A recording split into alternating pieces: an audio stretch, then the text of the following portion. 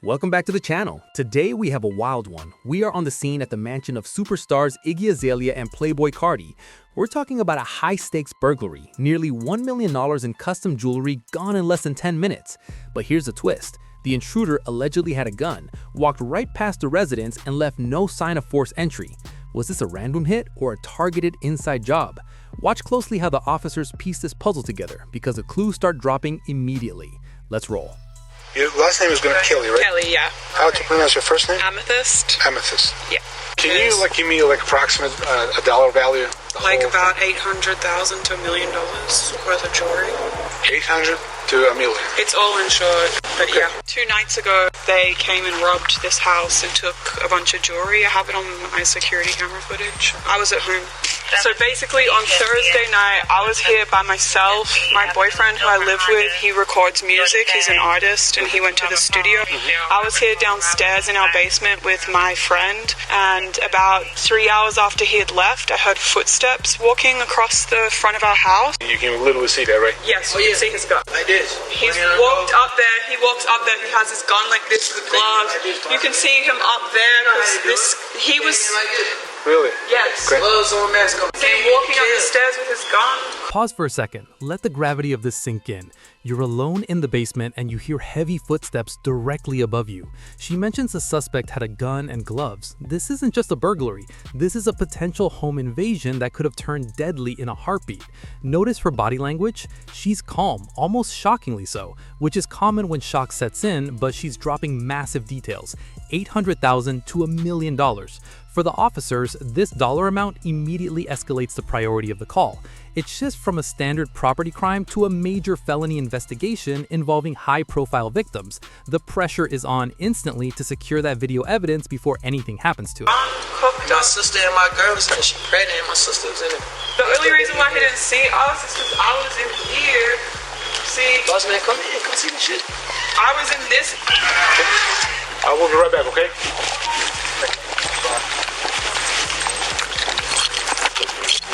32 went to video. There was a burglary in the house. There's no enforced entry. The door was unlocked. The person went in, took a jewelry, and in the house was a person downstairs in the basement. She heard the footsteps and all that stuff, but bolts are missing. And she showed me the video surveillance that the guy was with the hoodies and all that stuff. And then they think that he wasn't with the gun. That's all I have now.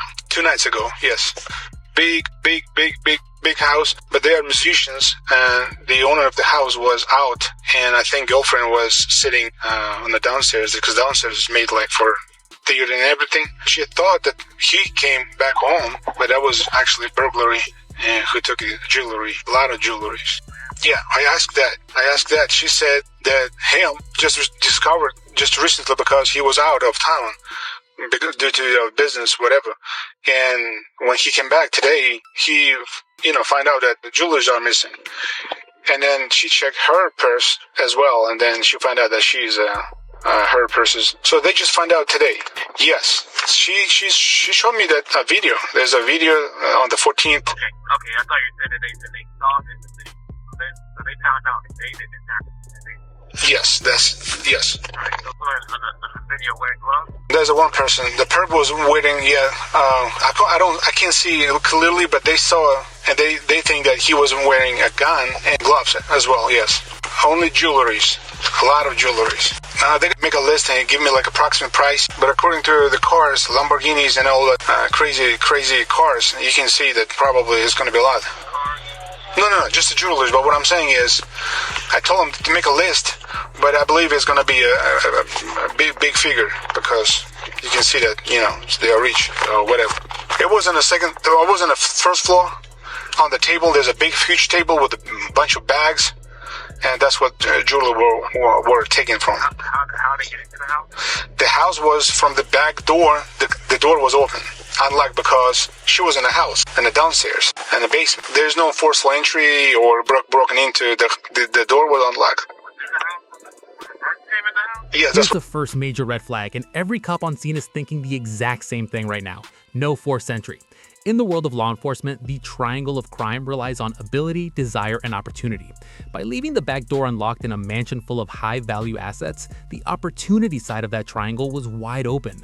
When there's no smashed window or kicked-in door, investigators immediately pivot their theory from a random stranger to someone familiar with the home. Why? Because a random burglar usually expects a locked door and brings tools to break in. Walking right in suggests confidence or prior knowledge. What do you guys think? Does an unlocked door scream inside job to you or just bad luck? Let me know in the comments. Yeah, that's what she says. Sounds good to me. All right, Sergeant.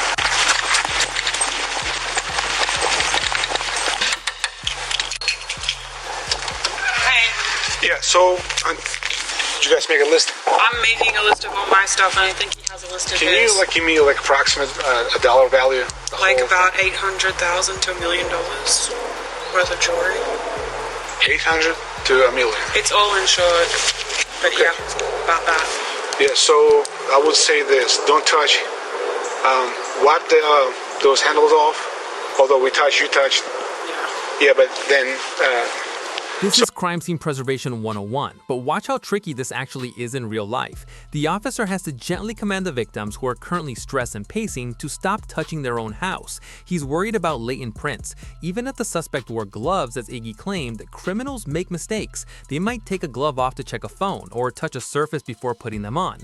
If the homeowners touch those handles, their DNA and oils overlap the suspects, making forensic analysis a nightmare. It's a delicate balance for the cop. He has to be empathetic to the victims, but authoritative enough to stop them from destroying the only physical evidence he might have left. So I think they're gonna raise the crime scene and everything because it has to be, since it's a. I mean, he was touching those windows out there. So we're talking like $800,000 to $1 million. Yeah. So make a list. I'll be right back. Okay. So the dollar amount is, we're talking $800,000 / $1 million. That's what she says. Road northwest. Sarge, by the way, the gate code.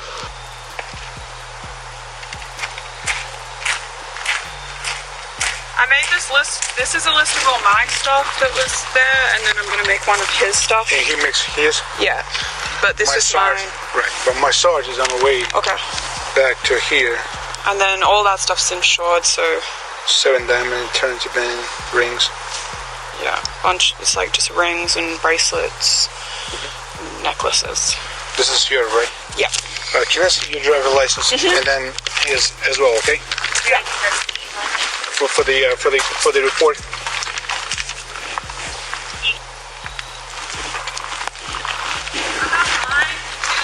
Wallet and stuff at the hotel. We didn't sleep here last night, but I have a picture of his license on my phone. Good. What I was. Do you remember? He said something about the clothes. What was the name of that? He kind of mentioned not a hoodie, but something else. Oh, what the guy was wearing? Yeah. I don't know. He would know because he's into said clothes. I'll ask him. Yeah. Can I see your driver license? Yeah, this is mine. Sorry. Just going no, I got it. So at this point of time, we have 2 victims, right? You and him. Yeah. Okay. Here's his. Okay. Georgia, right? Yeah. Let me do him first. So Carter, Jordan. Yeah. 2.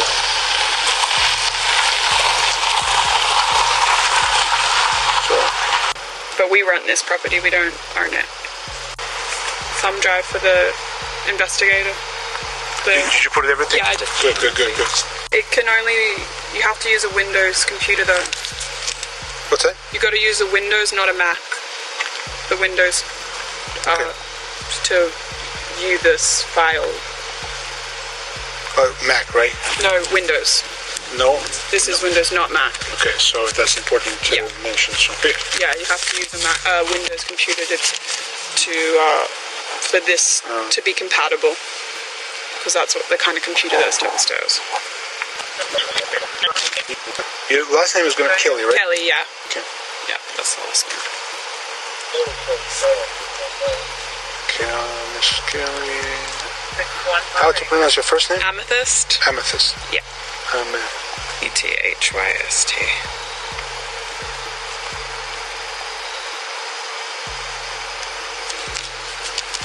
So your address, well, as of your out license, we're going to put this. Yeah, that's my accountant, like where I do all my accounting bills go to, so it's still a relevant address for me. Okay. Is that a Sarge? I don't know who's in the car. It might be his brother, maybe.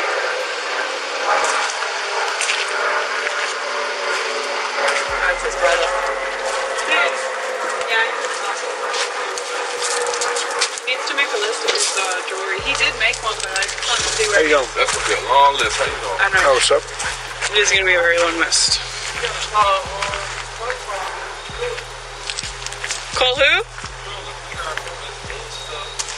Well, it's all on his insurance, but he has two different insurance policies because there was too much jewelry for it to be covered over one policy. So I'm waiting for Aaron to get that proper list, and I am waiting for my accountant to send me I'll give you guys the proper diamond weight and all of that stuff in case any of it shows up, because a lot of it is custom pieces that you would be able to actually identify if someone sold them or something. Now let's wait till Sarge, and we're almost done with. So he's making his list. Yeah. And I have yours list. Yeah, and then I can give the proper detailed list probably later today in an hour or two of the actual insurance, evaluation of all the jewelry. But I know that that's. Oh, by the way, maybe in the report it will be appropriate to put the insurance information up. We'll see what's gonna. Okay. Ugh. Put everything in a bag and took it to the jewelers to get cleaned, and then it all fucking got stolen.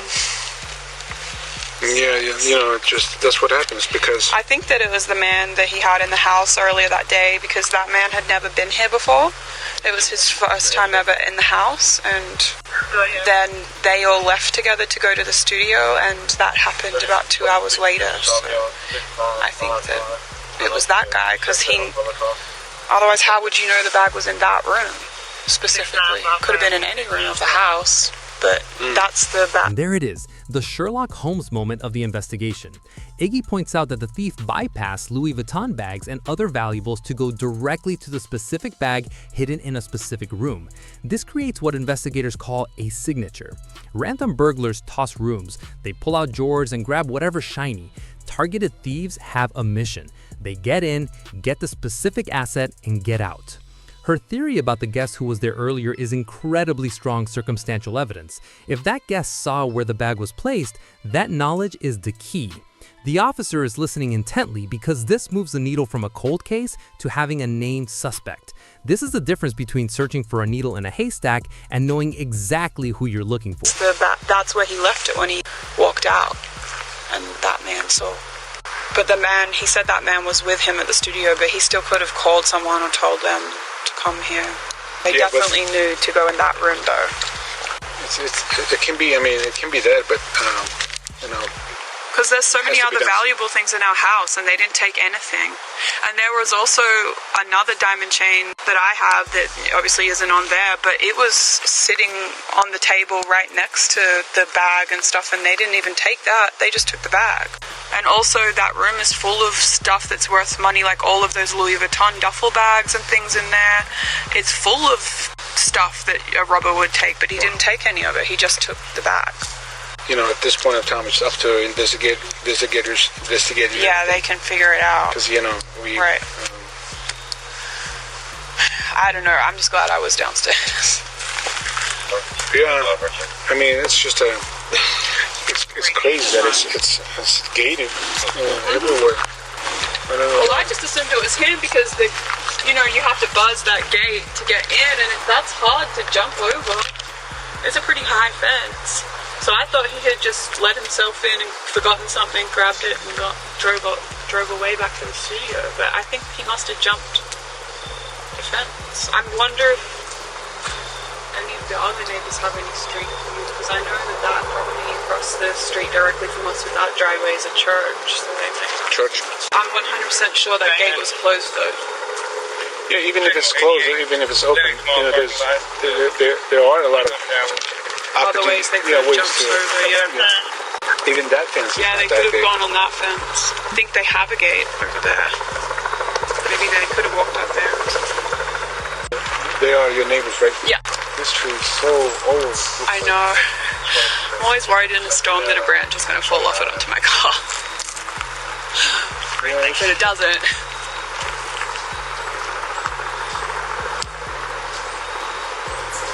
It's probably maybe like 50 or 60 years old.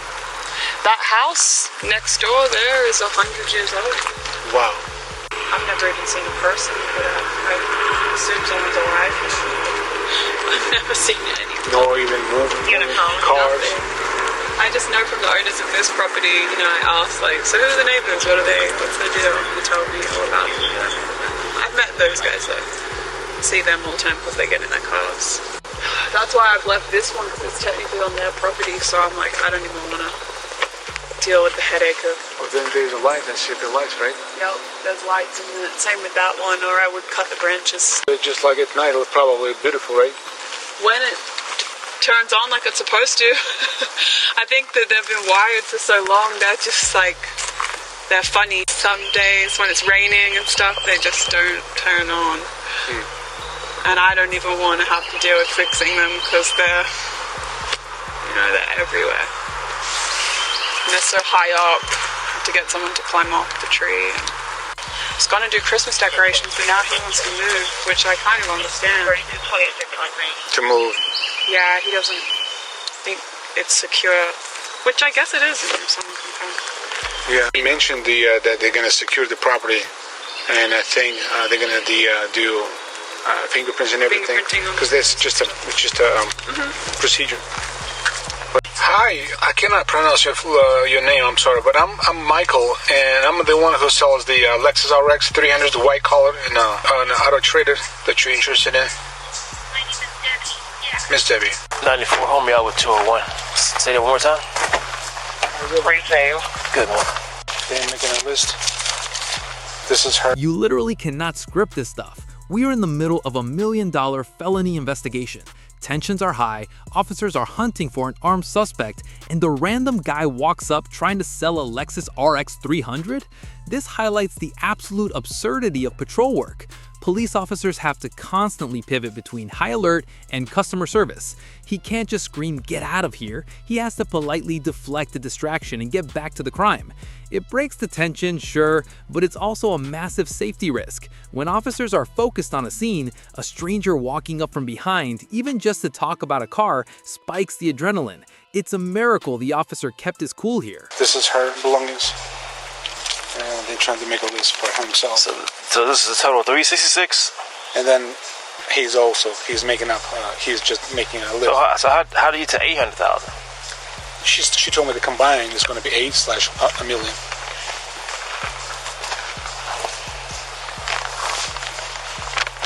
Alright, show me how to get in? And so, and where is the camera at? Is there like the surveillance on the back of the house or something? The guy came like this way. There's the camera. Is the guy on foot? 30 till 2, I can't modify.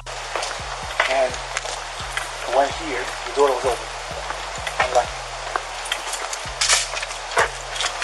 2704, that's not modified. he went this way. He believes he got a gun.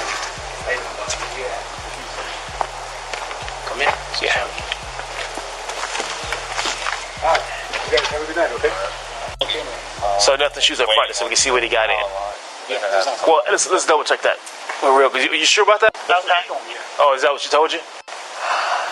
Fuck.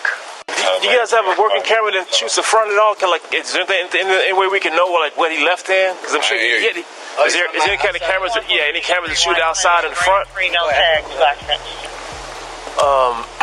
we need to know what he left the scene in. You know what I'm saying? He didn't walk. He don't live around here. Yeah. So he had to be in the car.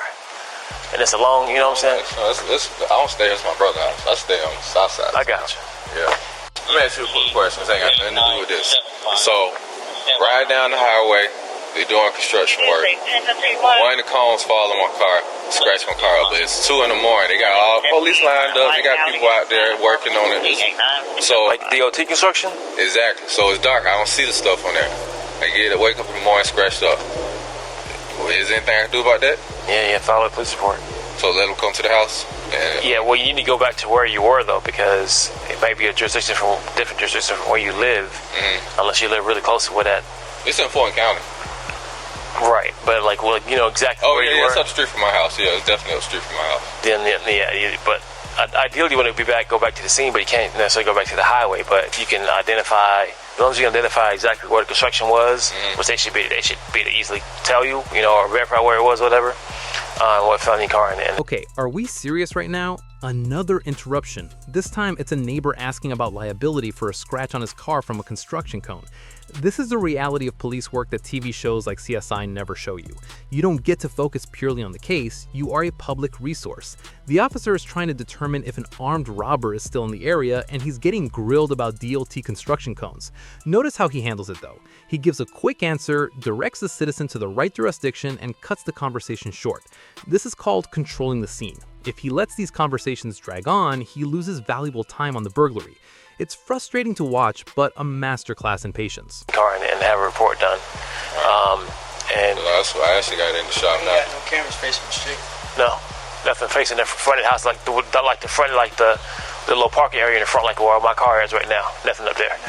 Okay, The angle that you saw, that's one thing we. I got you. Okay, we just want to double check. Nah, for sure. Appreciate you.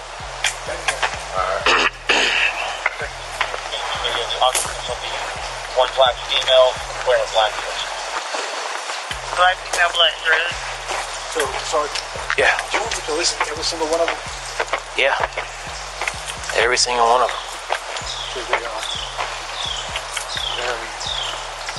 It's a lot. I know. It's all jewelry, right? Yeah, it's all jewelry. So, okay. We don't need to raise ID and all that stuff. Now, if he had on gloves, I mean, there's nothing for them to really to fill in the process. It looks like he came in, we know where he was going to get his stuff done and left. So, there just isn't much we can do, that they can do with that. If they're saying I can't tell, but... But it's just a burglary, right? Is that a burglary? Yeah. 42. Without forceful entry. Yeah, I mean, still he entered. If the door was unlocked, just put it in the 17. They leave the door unlocked, so he has access to it. And so it's probably someone that knows him that door was unlocked. You saw in the flash that I cannot be able to see whether he had a gun or gloves, but if they believe, if they just say that's what I have to put it. No, you can just put in there that they thought that the person may be armed. I didn't see a gun either, but they're saying by the way he gestured, which makes sense. If he's got on skinny jeans or whatever, they may have been carrying a weapon. That's possible. But I didn't see a gun. But it is what it is. Oh, sorry. All right. Let's not get out of this. Yeah, I'll look at it. Yeah, but every piece of that property that's on it, you gotta do a property margin for it. Yeah, they usually, I'm trying to do it in between regular tests, but they usually. So the property, every single one of them with the price and everything. Yeah, if we got a price in it, do it as they wrote it. There's a lot of observation for this one. It's not just like a regular 42. Well, it's because of the dollar value. So I mean, it's the reason I came out is because you said it was $800,000 to $1 million. So that's why I responded out here. But I guess they must be entertainment business or whatever. And he has a lot of flashy stuff like that, so it's plausible that stuff was there and it was taken. So where does this leave us? The sergeant's final assessment is grim but realistic. Despite the high dollar value, without a clear face on camera, without fingerprints thanks to the gloves, and with no forced entry, this case is incredibly difficult to prosecute, unless the stolen items surface at a pawn shop or on the street. The biggest takeaway here? Access control. The fact that the intruder knew exactly where to go and walk through an unlocked door strongly suggests inside knowledge. It's a harsh lesson. No amount of cameras or gates matters if you leave the back door open. If you enjoyed this breakdown of the chaotic reality of high-stakes police work, do me a huge favor, smash that like button, it really helps the channel. Let me know in the comments, do you think they ever caught the guy? And don't forget to subscribe for more unfiltered body cam analysis. Stay safe and lock your doors.